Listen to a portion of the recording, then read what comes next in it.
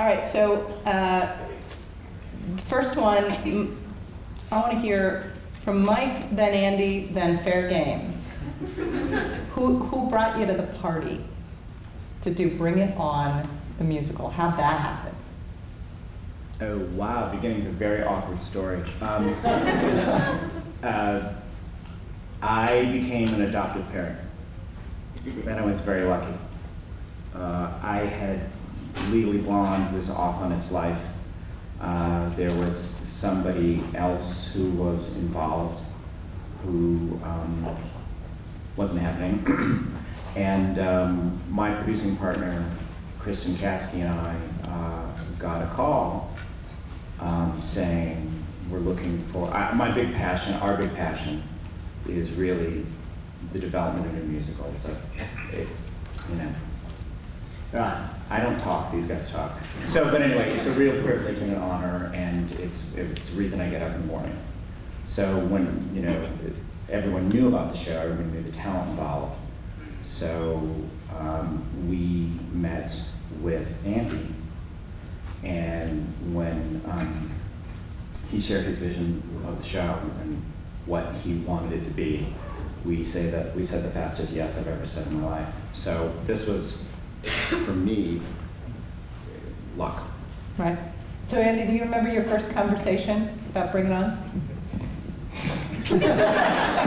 My first conversation with Bring It On was actually about 10 years ago, because I heard it in the universe that Jeff Whitty wanted to do Bring It On. It was before I had really choreographed anything, and I thought, you know, this is something that could be interesting to choreograph. And so I started to knock on those doors, and that project sort of fell away. It dissolved, mostly I think because of some licensing problems.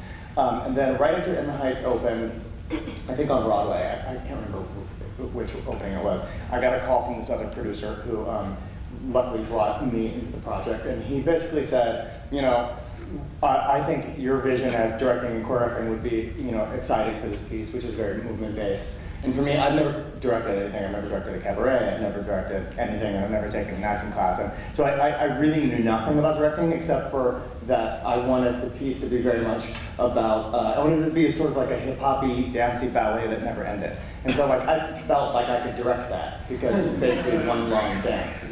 And so that was my first meeting at Starbucks, which is where I spend most of my life and most of my money. And I had this meeting with this other producer, and he said, you know, we would love for you to be involved if this is interesting. And it was him in Universal Studios. And I said, just know that if I do that, if I do the show, it's on two conditions. One condition is that you're going to know that it's just going to be a big fat dance musical, because that's what I do, and that's where I'll feel safest, is by doing what I know how to do.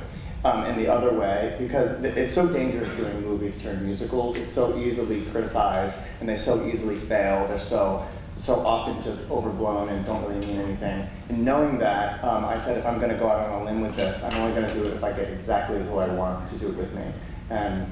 And somebody said to me just today, you know, oh my God, you guys get along so well. And really, it was completely social. I've known all these people, and I said, you know, if I'm going to go into this really crazy new adventure, I'm going to want to do it with A, people who I know are the most talented in the business, and B, who I know I could share a meal with, and I could talk to, and I could be vulnerable around, and I could have a breakdown around.